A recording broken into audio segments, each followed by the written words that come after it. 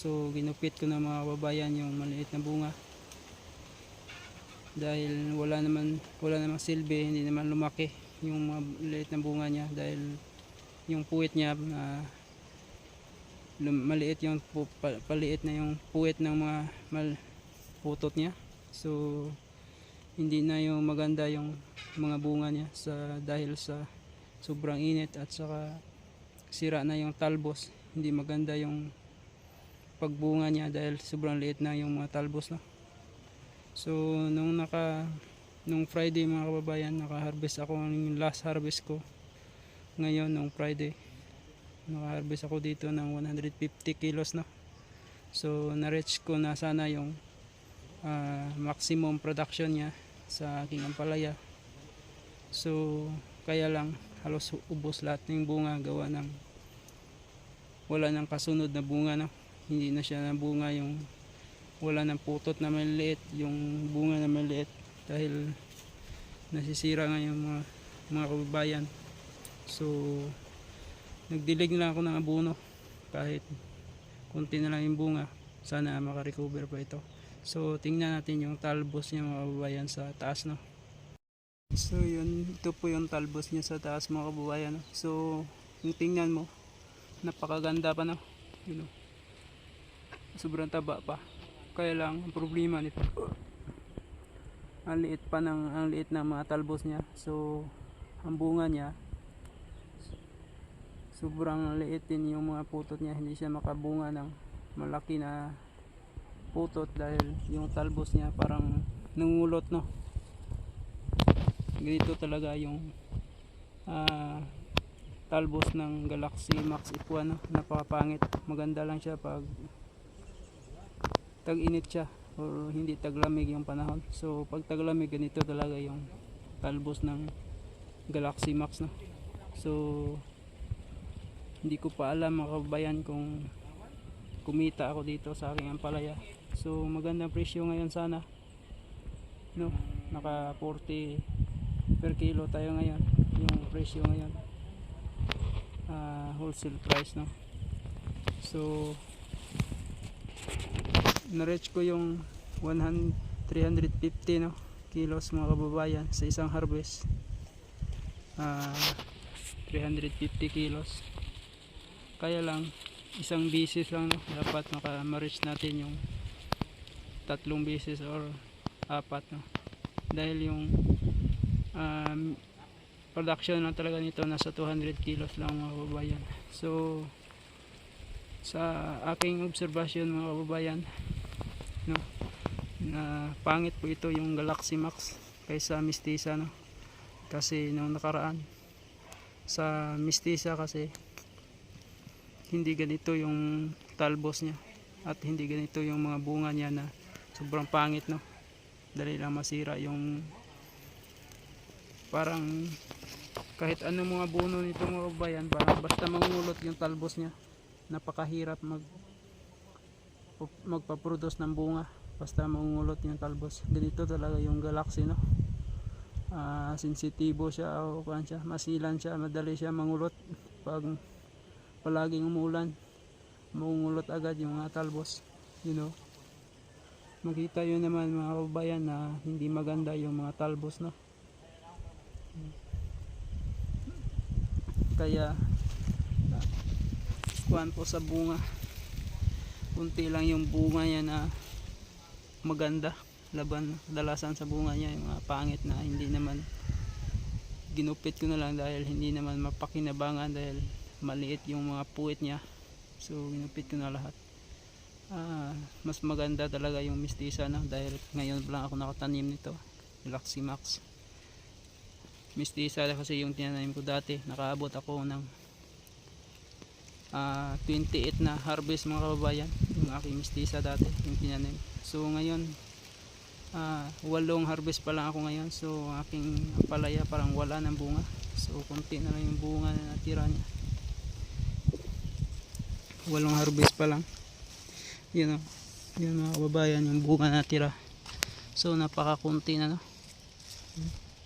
Ilan na lang yung harvest ko nito sa Martes. Nung nakaraan mistisa yung tinanim ko dito mga kababayan. So naka-harvest ako ng 28 na harvest. Halos lampas 5 buwan ako nag-harvest, no, bago siya namatay. So maganda yung mistisa at saka yung Galaxy Max lang talaga, hindi yung Galaxy Max o Galaxy F1 lang talaga. Pag pangit tong Galaxy Max. So sa production maganda talaga yung mistisa, no? Grabe yung bunga niya kaysa ganitong variety. Ang Galaxy Max ya, itong Galaxy Max na ito, mabigat lang siya yung bunga niya, pero napakahirap alagaan. Madali lang siya masira yung mga talbos niya, lalo na sa taglamig. Mamarako siya agad. Yung bunga niya konti na lang. So napakakapal na po nito ang aking ampalaya. Mag 3 months po ito ngayon, no, dahil November, December, o mag 3 months dahil last week of November po ito. So bata pa. So yun po mga kababayan, no? So noong nakaraan mistisa yung tinanim ko dito, naka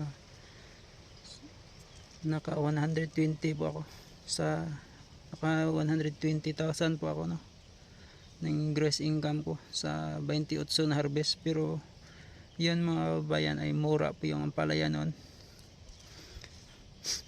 Halos 40 pinakamataas. So kadalasan yung presyo noon 25, naabot po pa yung 25-20 yung presyo per kilo, no.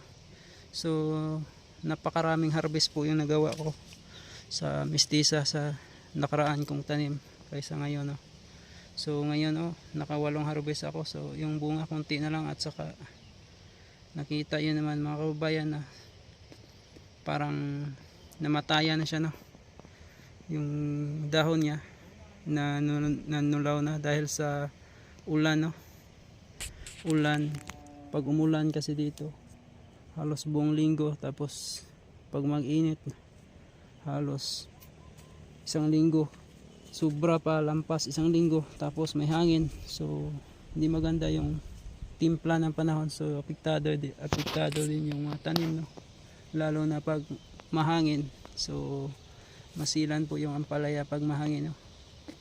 Hindi makabunga ng maayos pag palaging hinahangin, malakas yung hangin. So hindi maganda yung mga bunga. Yun mga kababayan, yun ang bunga niya, sinasabi ko sa inyo.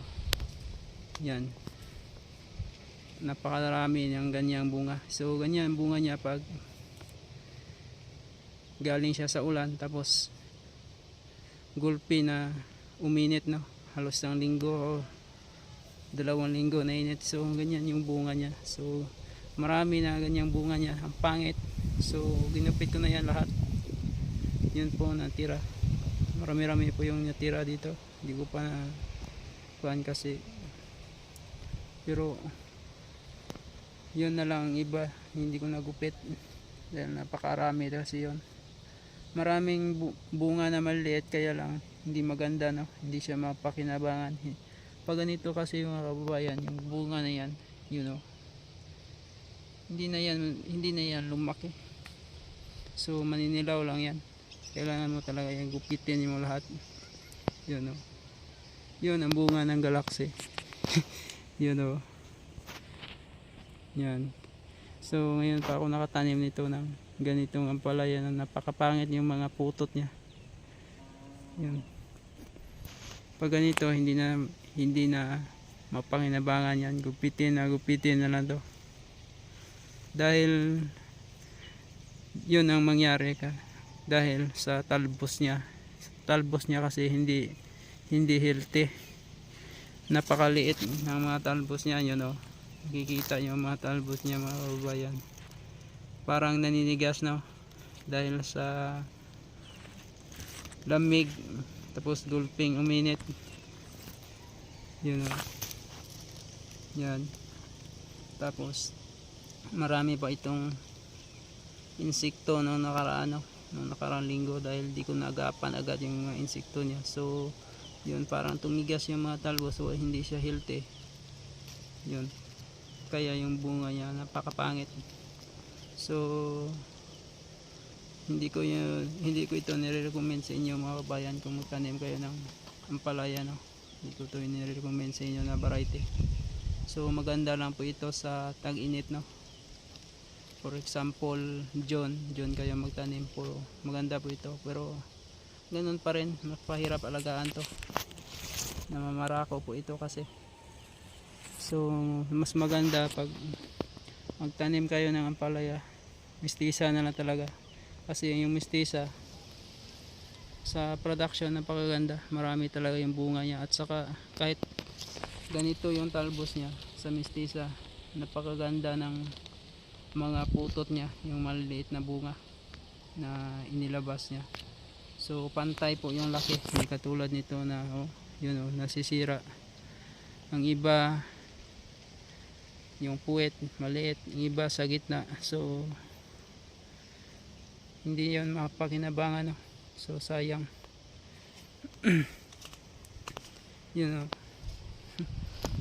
napakaraming talbos pero ang pangit ng talbos niya. Iba sa mistisa mga kababayan, kahit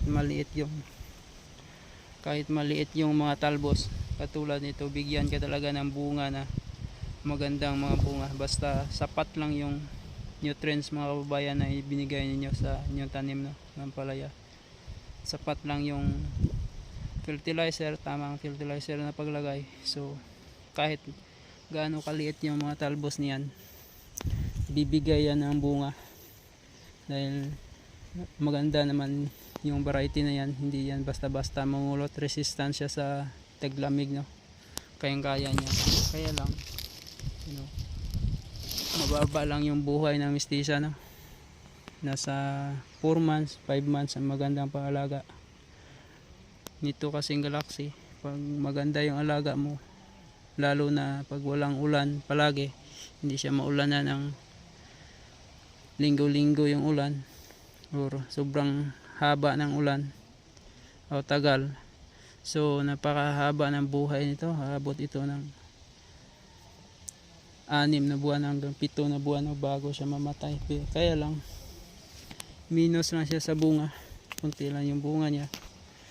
Hindi katulad sa mistisa na maintain talaga yung bunga niya na marami, no. Basta maganda lang yung pag apply ng fertilizer, ng pataba. So yun lang mga kababayan.